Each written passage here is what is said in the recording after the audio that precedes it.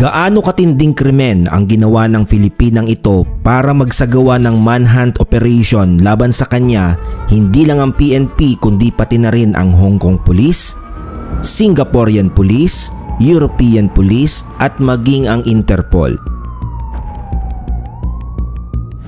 Ito si Maria Caparas. Siya ang itinuturing na sospek kung bakit tinapos ng isang 17 taong gulang na bata ang kanyang buhay sa pamamagitan ng pagtalon sa Forth Road Bridge sa East Central Scotland. Paano ito nangyari? Pakinggan mo ang kwento. Sa maniwala ka o hindi, isang Filipina ang umimbento ng modus na extortion. At yun ay walang iba kundi itong si Maria Caparas na nagmula sa isang tahimik na bayan ng Norsagaray, Bulacan. Ang extortion ay isang scam na kung saan ang isang tao ay hinuhututan ng isang tao o grupo upang hindi ipakalat ang maselan niyang larawan o video kapalit ng pera.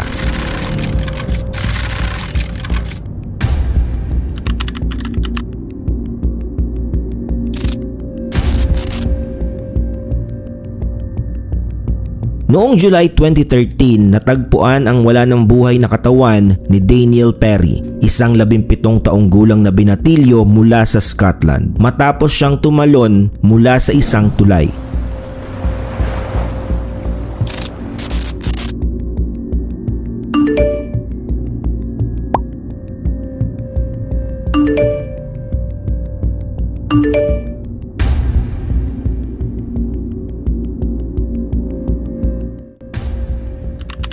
Naka-blackmail ako ng isang tao or 2 tao.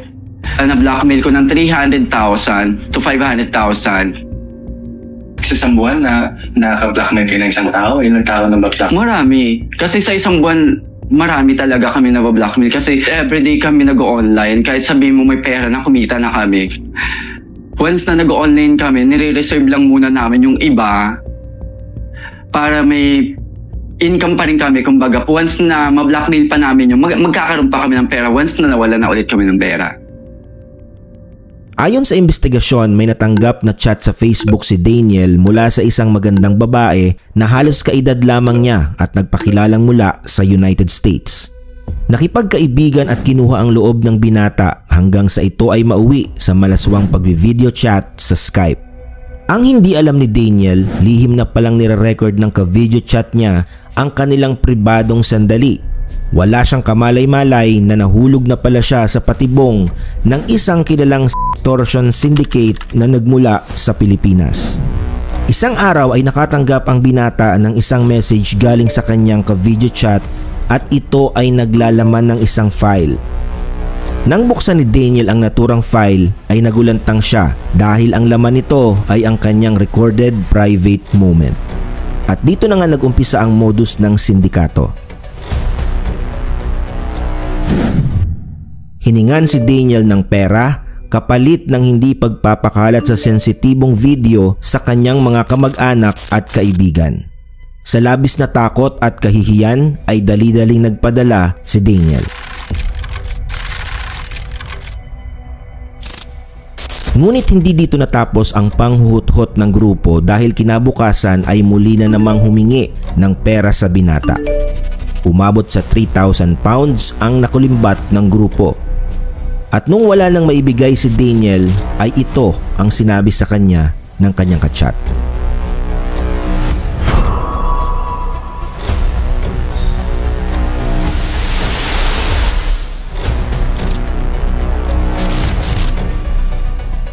At sinagot naman ito ni Daniel ng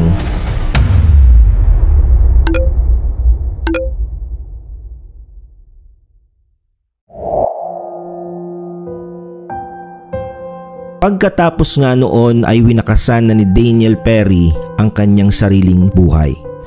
Sa pag-iimbestiga ng mga otoridad na trace nila ang chat na galing pala sa Pilipinas at hindi sa United States.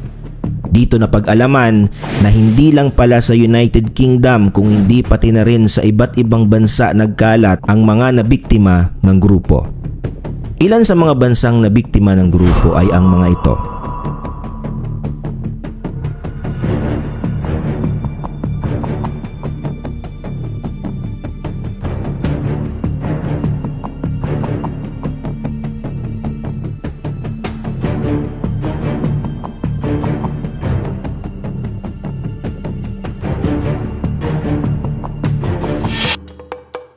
Katulad ng naging modus kay Daniel Perry ng Scotland ay ganito rin ang sinapit ng isang lalaki sa Hong Kong. Walang ano-ano ay may nagpadala din sa kanya ng mensahe sa Facebook mula sa isang babae. Mabilis na naakit ng babae ang kanyang biktima hanggang sa ito ay ayain niya ring lumipat sa Skype upang mag-video call. Inutusan niya ang lalaking biktima na pumunta sa banyo ng kanilang opisina upang doon isagawa ang pribadong gawain. Ngunit makalipas lamang ang 2 oras ay nag-message na ulit ang babae at humihingi na ng pera at nagbanta na ipapakalat ang kanyang video. Kapareho ng naunang biktima ay pinadalhan din siya ng file na naglalaman ng kanyang malaswang video. Walang nagawa ang lalaki kaya pagkatapos ng trabaho ay dali-dali itong naghanap ng Western Union upang magpadala ng pera. Ngunit hindi pa dito natapos ang panghuthot ng pera ng grupo ni Caparas dahil kinabukasan ay humingi ulit ang mga ito. Nakapagpadala ang lalaki ng humigit kumulang sa 31 Hong Kong dollars bago ito nagsumbong sa mga kapulisan. Simple lang ang modus ng sindikato.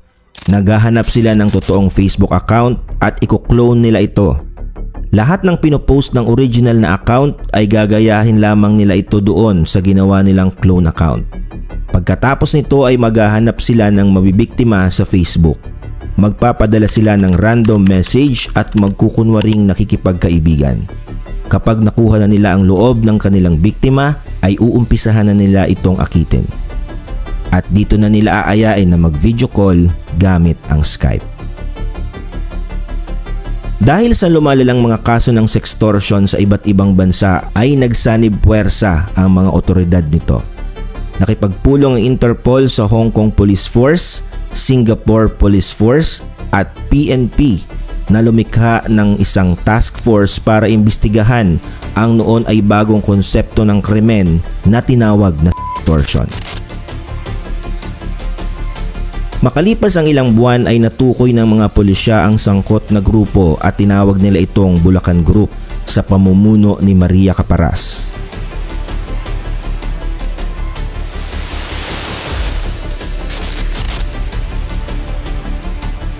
Matunog ang pangalan ni Maria Caparas sa North Hills Village, Norsagaray, Bulacan. May malaking bahay at maraming sasakyan.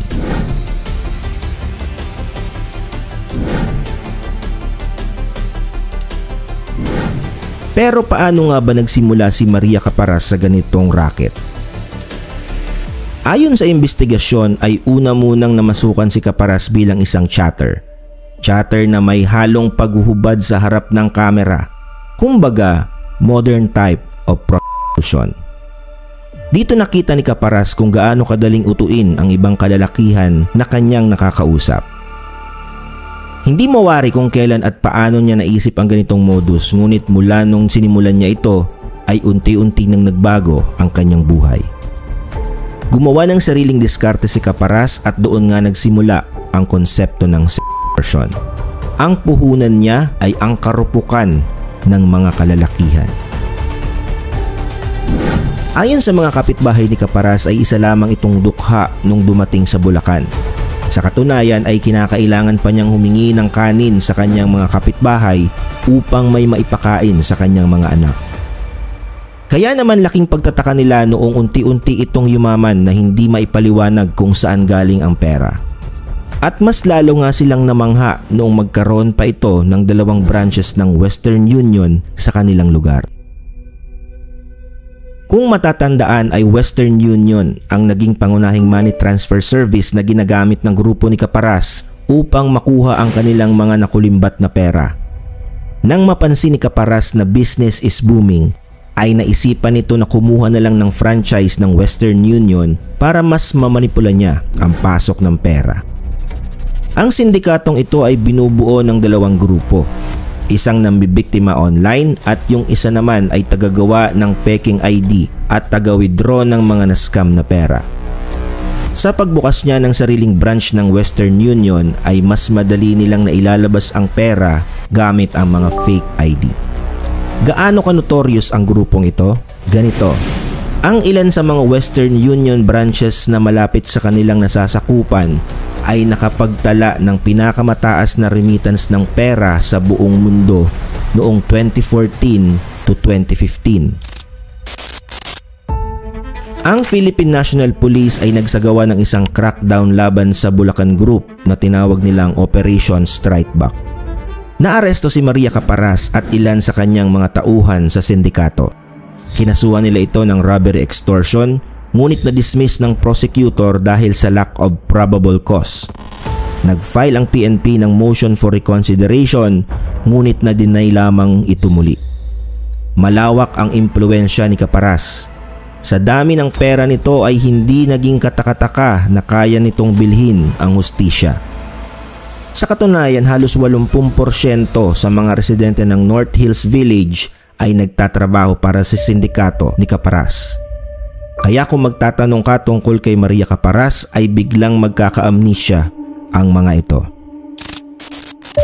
Noong 2016 ay muling inaresto ng kapulisan si Maria Caparas. Ngunit pagkatapos nun ay wala nang malinaw na balita kung nasaan na ang nasabing ringleader ng extortion group.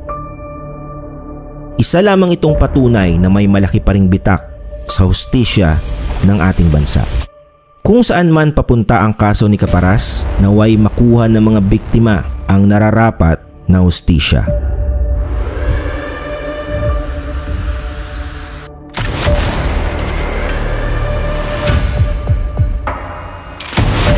Kung may mga ganitong kwento ka ring gustong ma-feature sa channel na ito, ay i-comment mo lang sa baba. Maraming salamat sa panunood.